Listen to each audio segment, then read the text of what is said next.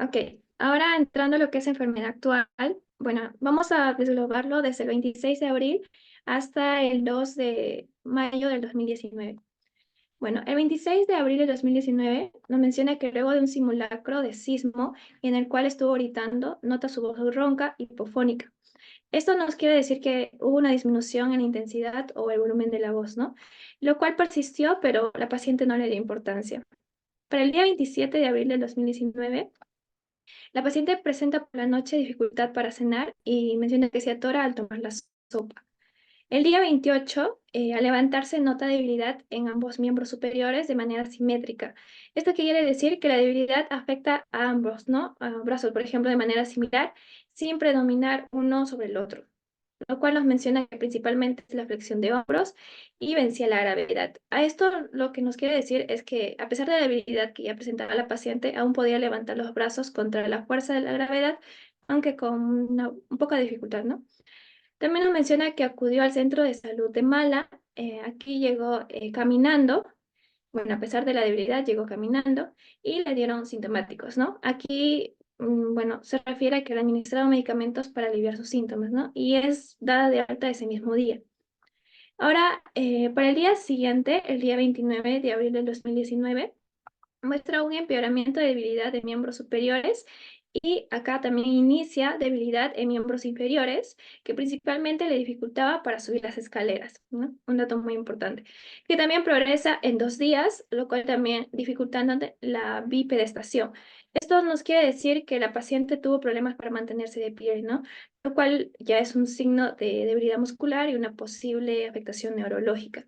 Ahora nos vamos a pasar de abril hasta mayo, el día 30 de mayo del 2019, lo cual aquí la paciente persistía con dificultad para pasar los alimentos y también hipofonía, ¿no?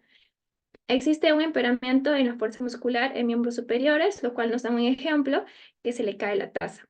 Y se hospitaliza en el hospital de Mala y luego es referida al Hospital Nacional Edgardo Rebarete y Martins, ¿no? Para lo cual el día 2 de mayo de 2019 ya se encuentra en el mismo Hospital Nacional Edgardo Rebarete y Martins. Siguiente, por favor. Bueno, acá... Retroceda, por favor. Ya. También nos menciona en el caso sobre preguntas de datos negativos, ¿no? Bueno, acá nosotros podemos interpretar que se refiere a una serie de preguntas que hacen para descartar ciertos síntomas o condiciones, ¿no? Para que esto nos ayude a identificar qué síntomas no están presentes para poder hacer los diagnósticos diferenciales, ¿no? Por ejemplo, nos menciona si presentaba debilidad simétrica, había afectación acumulomotora, fiebre, fluctuación o variabilidad, alteración esfinteriana, dificultad respiratoria, trastornos sensitivos, infecciones previas o si fue el primer episodio, ¿no? También es importante preguntar. Siguiente. Ok, ahora entrando a lo que es examen físico, lo primero que se evaluó fue las funciones vitales, ¿no? Nos dan una presión arterial de 110/70, lo cual, bueno, son sus rangos mm, casi bajos, pero está bien, ¿no? Normal. Frecuencia cardíaca, 78, normal. Frecuencia respiratoria está al límite, con 20. En la temperatura, 37, lo cual está afebril, ¿no? No presenta fiebre. En cuanto a piel, respiratorio, cardiovascular, abdomen, está todo normal. Ahora nos pasamos a lo que es el examen neurológico, ¿no? Bueno, aquí nos menciona que la paciente estaba despierta, alerta, atenta y concentrada también, ¿no? Y presenta disartria flácida. Bueno, la disartria va a ser que la paciente tiene una dificultad para articular palabras, ¿no? Debido a la debilidad ya que presentaba, en este caso también, en los músculos que controlan el habla, ¿no? También hipofonía, lo que ya hablamos en los antecedentes. También comprende, repite, nomina. Aquí quiere decir que la paciente puede entender el lenguaje, también repetir palabras, frases o también incluso nombrar algunos objetos correctamente, ¿no? También menciona que no había negligencia. Y en cuanto a las pupilas, en el ojo derecho, 3, en este caso 2/2, y en el ojo izquierdo 3, 2/2. ¿Esto qué quiere decir? Que las pupilas del ojo derecho y el ojo izquierdo tienen un tamaño de 3 milímetros y reaccionan a la luz de manera normal, ¿no? Porque está 2/2. También se le evaluó la agudeza visual, que estaba 20/30, lo que significaría que la paciente puede ver 20 pies lo que una persona con visión normal puede ver a 30 pies. También menciona que no había discromatopsia, en este caso también no diplopia, es decir, que la paciente no experimenta visión doble, ¿no? En cuanto a su fondo de ojo, menciona que no hay edema de papila, sus ducciones y versiones en rango completo, es decir, los movimientos oculares son normales en todas las direcciones. Ahora entrando a lo que es campimetría, en cuanto al campo visual, era con conformación normal, tampoco no había hipoestesia, es decir, no había una pérdida de la sensibilidad o una asimetría facial. Ok, en cuanto a su sensibilidad superficial y profunda, era normal. La coordinación índice-nariz y también talón-rodilla nos menciona que estaba normal. La SAGE negativo, es decir, que no hay dolor al levantar la pierna no estirada. En cuanto a la fatigabilidad, no fue evaluable por parestesia, ¿no? Es decir, que no lo pudieron evaluar por la debilidad que ya tenía, ¿no? En cuanto a los reflejos osteotendinosos, básicamente, eso lo voy a explicar después, pero eso se evalúa con ligeramente golpeando al tendón, ¿no? Con un martillo de reflejos para poder observar la respuesta muscular. En este caso, una notación que nos dan 1/4 nos indica una intensidad de los reflejos en diferentes partes, ¿no? Por ejemplo, si tenemos una cruz, es un reflejo normal o ligeramente disminuido, lo cual lo conocemos como hiporreflexia, que lo voy a explicar posteriormente. También se le hace el RCP, flexor bilateral, es decir, reflejo cutáneo plantar, lo cual también es normal. No hay signos meningios y tampoco rigidez de nuca. Siguiente, por favor.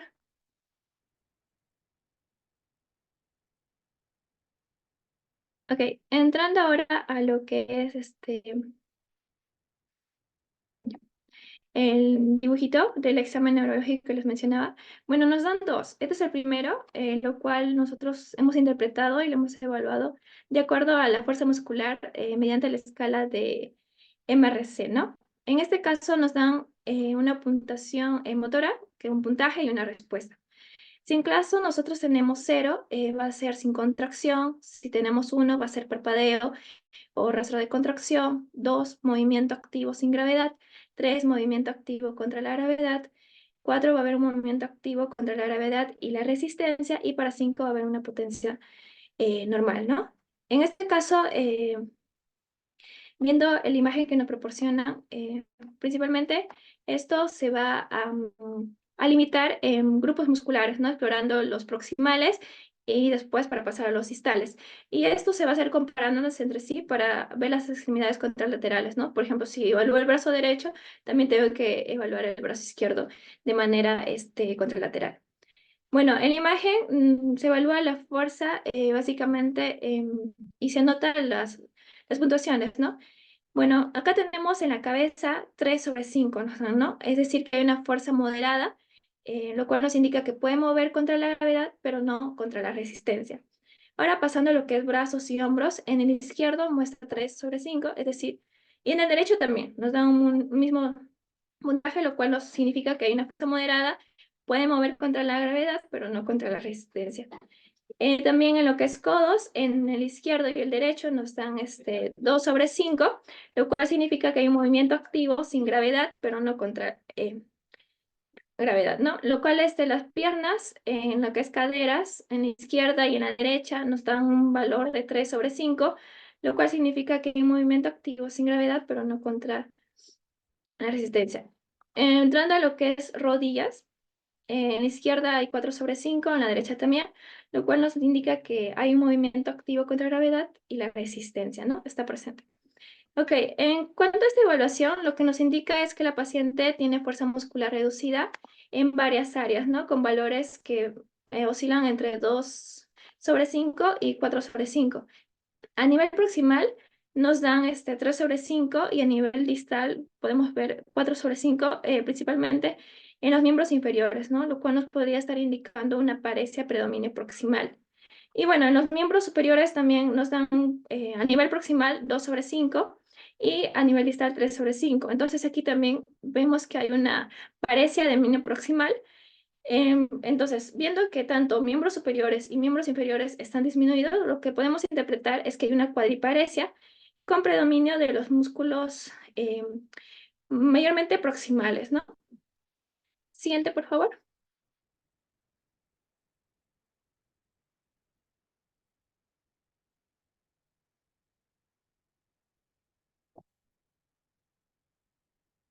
Ok. Ahora, en la siguiente imagen, bueno, acá vamos a ver sobre la escala de gradación de los reflejos osteotendinosos. Acá vamos a tener también puntuaciones, al igual que la escala MRC. En este caso, 0 va a significar arreflexia, es decir, va a haber una ausencia de la contracción, 1 hiporreflexia, o lo que mencionaba que estaban disminuidos, ¿no? Es decir, el reflejo está presente, pero solo se aprecia por palpación de la contracción muscular. 2 o dos cruces, en este caso menciona que es normal o es lo habitual. El reflejo está activo con desplazamiento de la parte accionada por el músculo. Tres cruces significa hiporreflexia, es decir, va a haber un reflejo hiperactivo, y cuatro cruces ya significaría clonus, que hay un reflejo marcadamente hiperactivo y muy, en este caso, notorio, ¿no? Ahora, interpretando lo que vemos en la imagen, primero hay que, bueno, al otro lado, Cris. Debajo de la figurita podemos ver que podemos observar primero o evaluar a nivel bicipital, estilo radial, tricipital, cúbito pronador, rutiliano patelar, que es a nivel de las rodillas, y aquilio plantar, que es la parte ya más inferior. Bueno, ahora comparándolo con nuestra imagen, en lo que podemos ver en los reflejos de los brazos, tanto el reflejo bicipital izquierdo y derecho nos muestran una cruz, ¿no? El reflejo tricipital izquierdo y derecho también nos muestran una cruz. El reflejo brachiorradial izquierdo nos muestra una cruz, pero en el derecho, en este caso, un cero, ¿no? Ok, los reflejos en el tronco, en este caso el reflejo abdominal superior, hay una cruz, y entrando ya a lo que son reflejos de las piernas, más abajo, tenemos el reflejo rotuliano, tanto izquierdo y derecho, como menciona mi compañera, está presente, ¿no? Con una cruz. Y el reflejo aquileo plantar izquierdo hay una cruz, pero en el derecho vemos que no lo hay, ¿no? O sea, ahí está arreflexico. Ok. Bueno, acá lo que podemos interpretar es que la mayoría de los reflejos osteotendinosos están hipoactivos, ¿no? Están marcados con una cruz, lo que nos sugiere una disminución en la respuesta de los reflejos. Además, los reflejos plantares que vimos están ausentes, ¿no? En este caso, en cero es una reflexia, lo cual en este caso nos puede indicar un problema neurológico que tiene condición afectando los reflejos. Siguiente, por favor.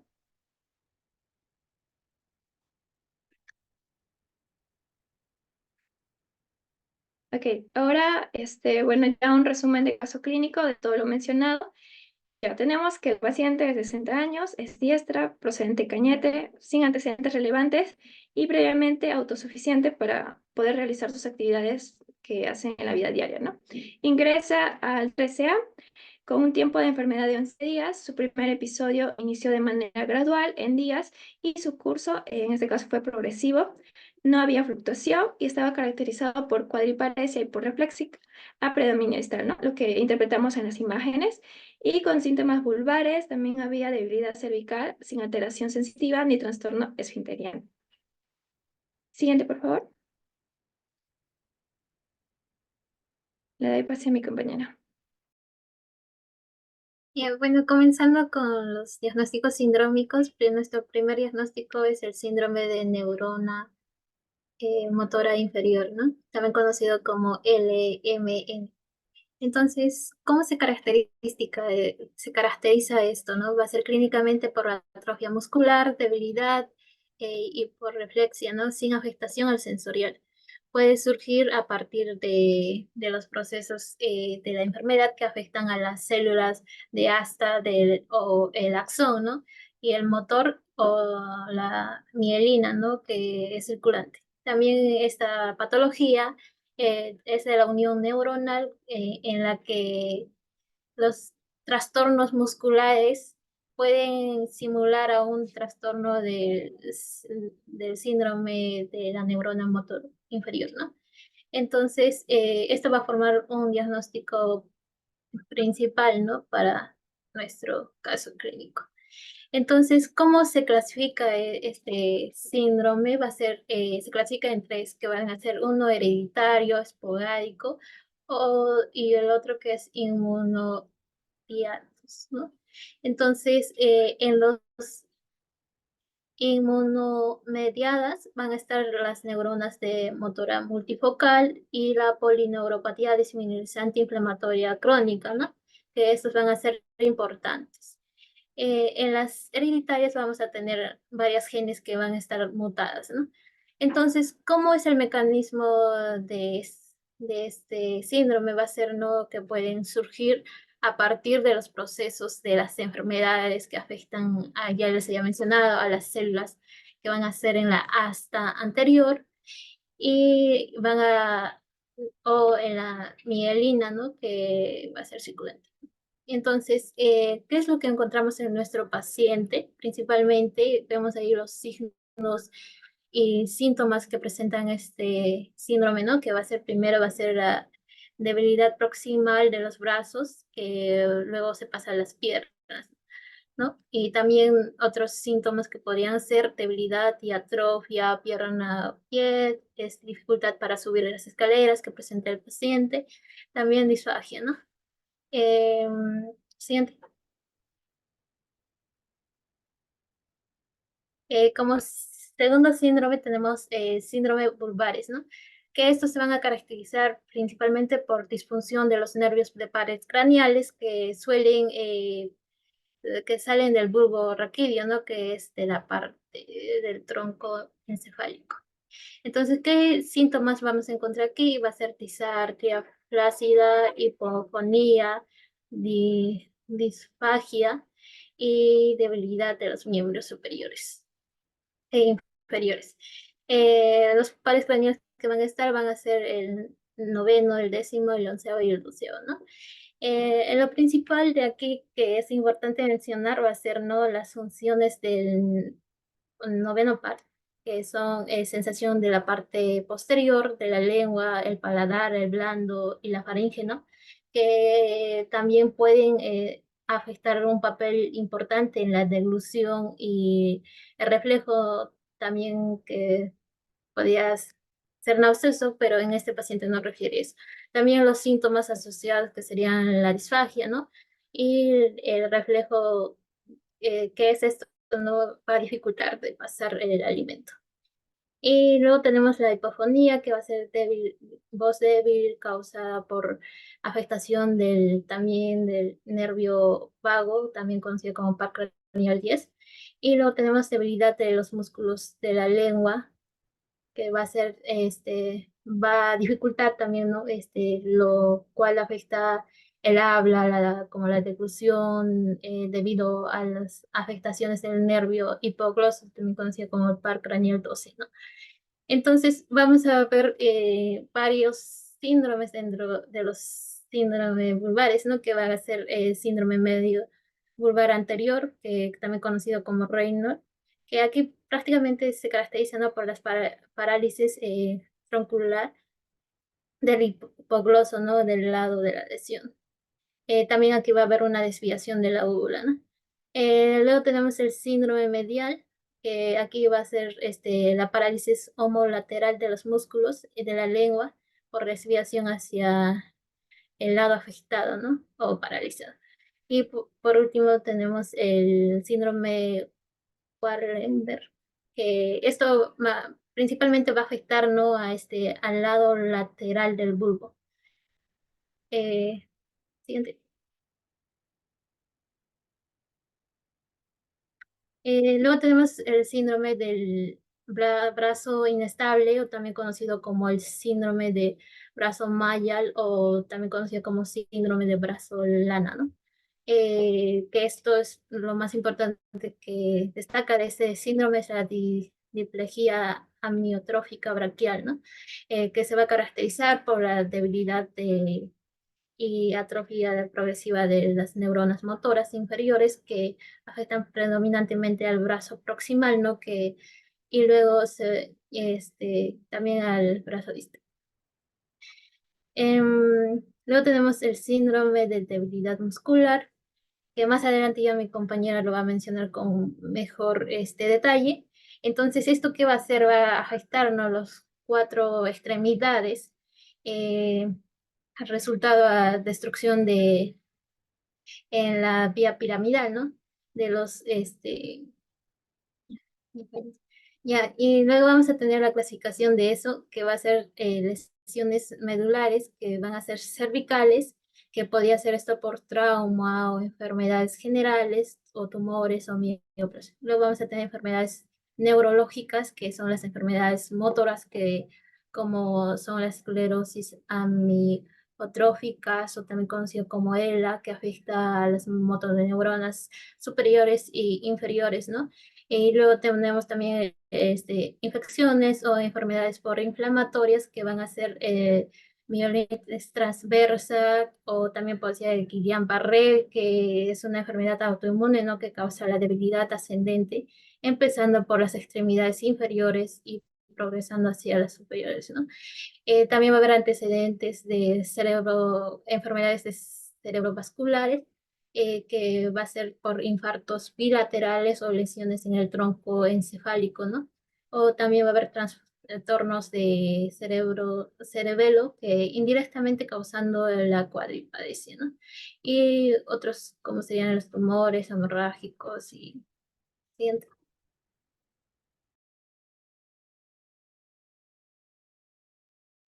Bien, ahora vamos a pasar a hablar un poco más sobre el síndrome de debilidad muscular, ¿no? Bueno, ya este va a ser un conjunto de síntomas y signos que van a ser consecuencia de disminución de lo que es la fuerza normal en uno o más músculos. Bien, estos van a existir dos patrones del síndrome de debilidad muscular, como ya mi compañero explicó anteriormente, síndrome de neurona motor inferior, y también podemos encontrar lo que es el síndrome de neurona motor superior. Bueno, bien, como se puede ver en el primer cuadro, donde dice sistema nervioso, podemos encontrar la central y la periférica, ¿no? La central va a estar compuesto por el cerebro y también por la médula espinal. El sistema nervioso periférico va a estar compuesto ya por todos los nervios que se ramifican desde lo que es la médula espinal y se extiende así a todas las partes del cuerpo, ¿no? Bien, ahora vamos a pasar a explicar un poco mejor esto. Vamos a clasificarla según su etiología, ¿no?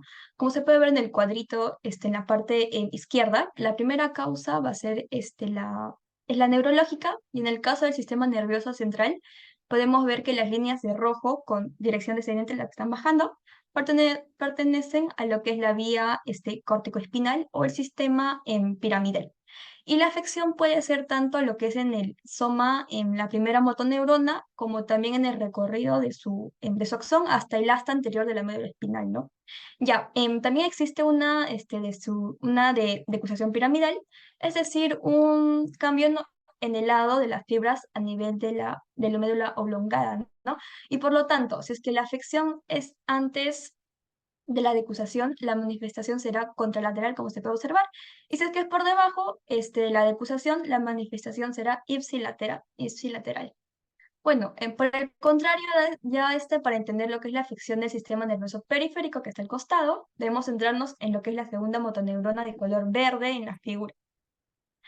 Una afección a este nivel una afección a este nivel causa siempre una manifestación ipsilateral, y esta figura muestra también lo que son los componentes del arco reflejo, ¿no?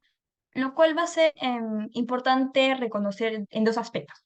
El primero es que este arco va a estar regulado de manera indirecta por lo que es la vía córtico-espinal, y por lo tanto, al dañarse esta vía se pierde el control sobre lo que es la motoneurona alfa, y por esto los reflejos osteotendinosos están aumentados. Y aparecen también además reflejos anormales, como en el caso del signo de Babinski.